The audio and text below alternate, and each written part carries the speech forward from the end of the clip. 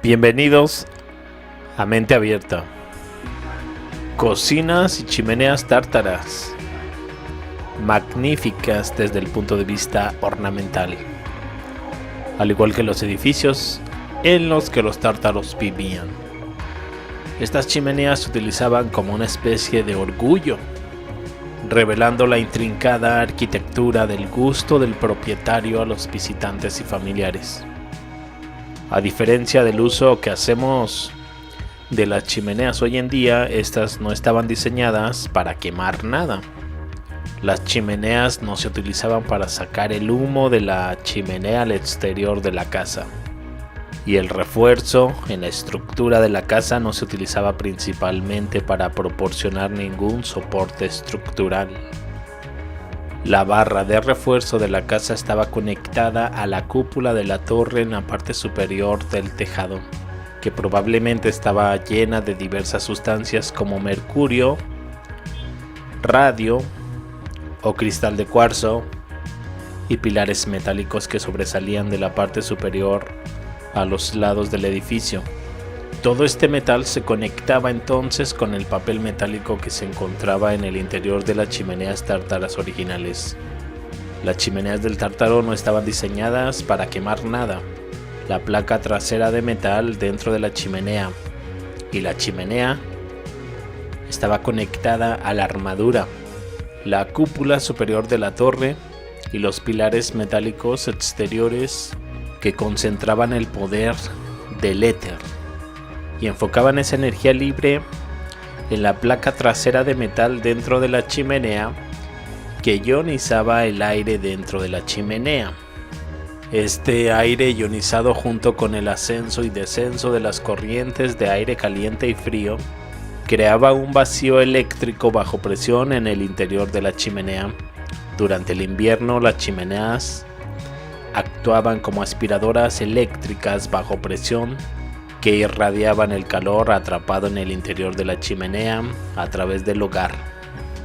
Durante el verano el proceso se invertía y la chimenea y los conductos de ventilación succionaban el calor hacia la chimenea y los conductos de aire conectados al interior de la chimenea desde el interior de la casa y a través del aire ionizado de metal etéreo cargado eléctricamente.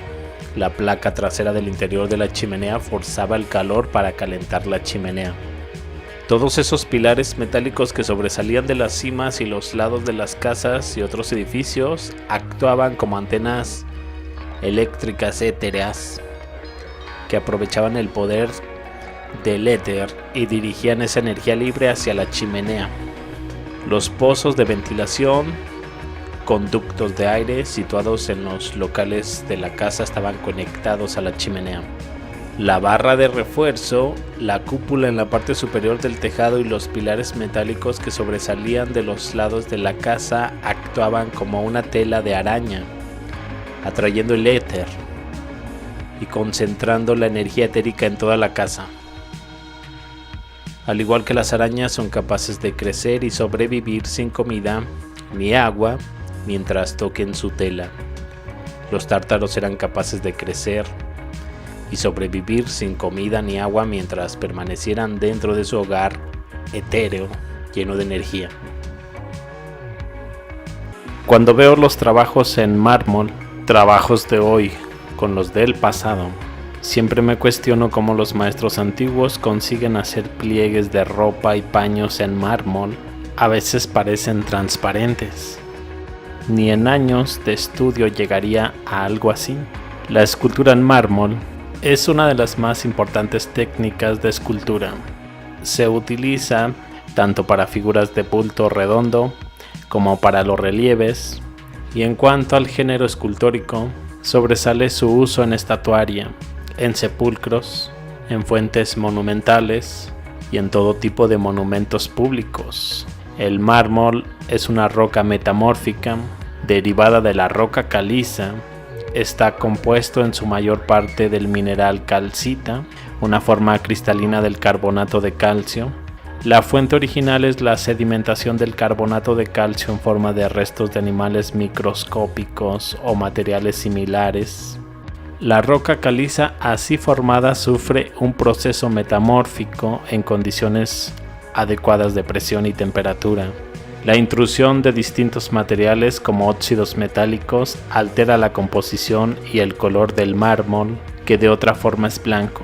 Los diferentes tipos de mármol forman una gama amplísima, siendo los provenientes de algunas afamadas canteras los más apreciados por sus especiales características. Frente a otras piedras usadas en escultura, el mármol presenta como cualidad destacada una superficie translúcida en un grado tal que le asemeja en cierta forma al aspecto de la piel humana, dando a las esculturas de mármol una profundidad visual bajo su superficie que permite un notable realismo entre comillas o verosimilitud en las representaciones de figuras humanas.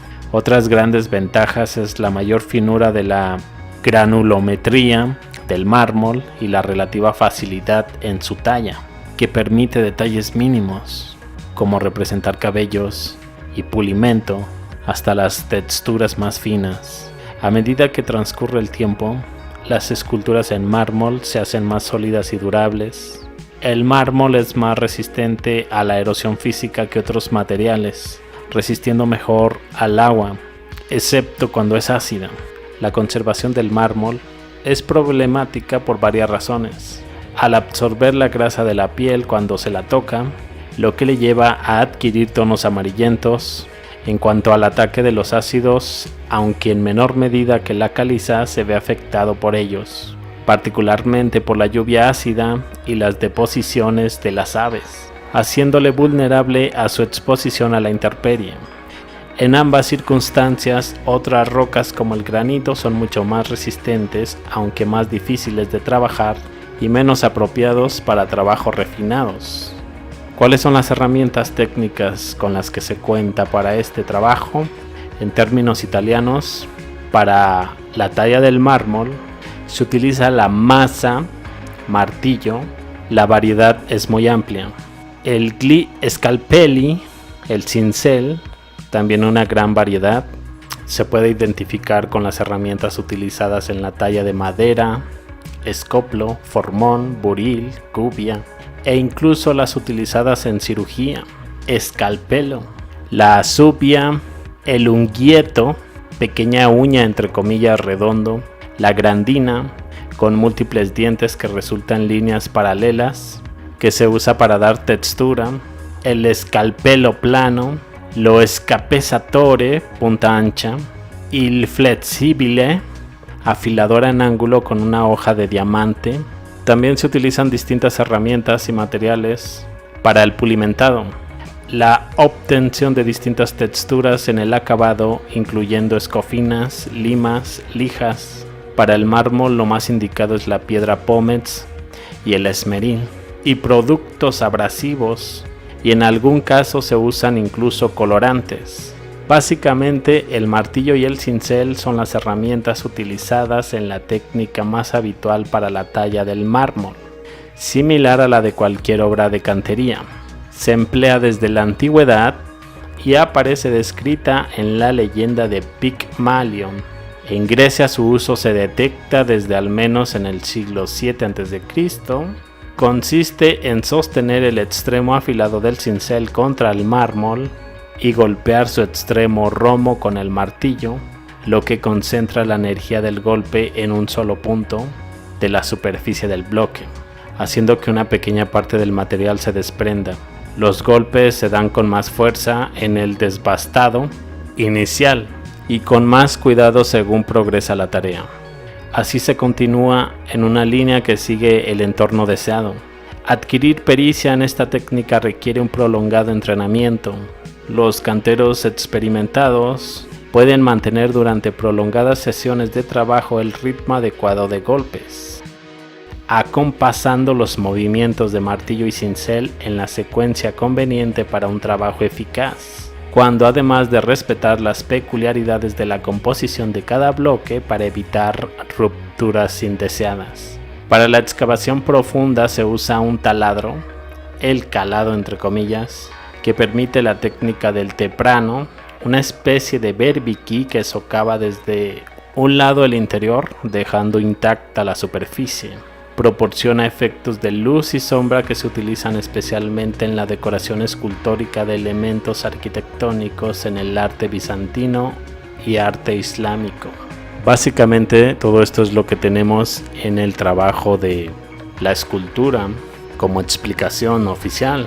Por lo tanto, estamos hablando de un trabajo que aparece desde el antiguo Egipto y Grecia, entre comillas, antiguo, pero tal como hemos venido aprendiendo en estos días, sobre un pasado quizás no muy antiguo, y quizás solo hablamos de unos pocos cientos de años.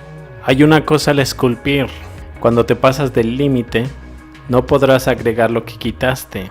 Es casi imposible hacer cosas tan perfectas a mano. ¿Cómo lo pulían en esta antigüedad, entre comillas? Si tomamos en cuenta que en aquellos tiempos no tenían los instrumentos y máquinas que hoy tenemos. Se dice que hay un cemento de mármol, varios libros lo explican. Son técnicas y polímeros vegetales, y hay varios tipos de cemento, incluyendo un cemento de madera, un cemento de roca y etc. El cemento de mármol sería una arcilla de mármol que se solidifica con un polímero vegetal. Ahora bien, el que pudieran haber usado un tipo de pasta y moldear estas esculturas tampoco dejaría claro cómo hicieron para moldear las ropas con tanto detalle, porque si este elemento o pasta era demasiado blando, no se podría dejar una vez dada la forma, porque se caería. Y si fuese un poco más rígido, a la vez sería más problemático darle tanto detalle. Sin embargo, aquí vemos que el detalle es perfecto. Hoy en día fácilmente podría sacar una foto a la modelo para luego hacer la escultura, pero imagínate en el pasado, hacer una estatua de memoria con tanta precisión resulta increíble. Ahora bien, ¿crees que tendrían impresoras 3D hechas con rayos láser para que tengan tal precisión y no quede ninguna rugosidad? Gente con nariz recta. Civilización antigua. Mirando algunas fotos de antiguas estatuas griegas y romanas, algo me llamó la atención, y es la forma de su nariz. La mayoría de ellos tienen narices rectas, sin jorobas, bultos o curvaturas en general. Sus narices siguen la línea de la frente sin tener la pequeña curvatura normal a la altura de los ojos. Suena un poco divertido cuando alguien menciona esto, pero creo que hay más, ya que estoy seguro de que cualquiera que lea esto prestará un poco más de atención a cómo se ve su nariz en el espejo. Echemos un vistazo a varios estados griegos. Parece un poco extraño que compartan ese tipo de nariz, siendo lo mismo con la parte delantera. Creo que nunca he visto una persona que tenga una nariz recta como estas. Habría sido algo impresionante, y no soy el único que he notado. Disney también lo hizo en la forma en que representaron las películas de dibujos animados de Hércules. Fueron precisos al representar correctamente la nariz de Hércules, lo que para mi sorpresa los hizo fuera de lugar para su modus operandi. Pero la tendencia de mostrar personas con la nariz recta no comenzó con Disney. El ejemplo sobre lo que utiliza Disney es algo así. Pero incluso en el periodo del Renacimiento tenemos obras de arte que muestran este mismo tipo de narices.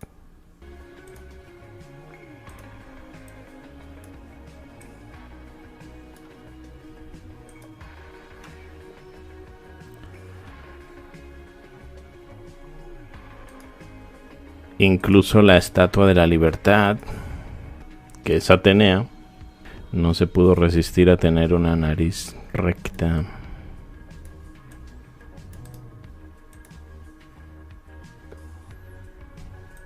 ¿Estaría de moda en esta antigüedad? Los franceses la hicieron más parecida en lo posible a Atenea Palas, en Austria. Estas dos mujeres parecen el mismo tipo de estilo, Las estatuas de Egipto normalmente muestran la misma nariz una y otra vez, a pesar de que supuestamente era una civilización completamente separada de los antiguos griegos. Pondré algunos ejemplos.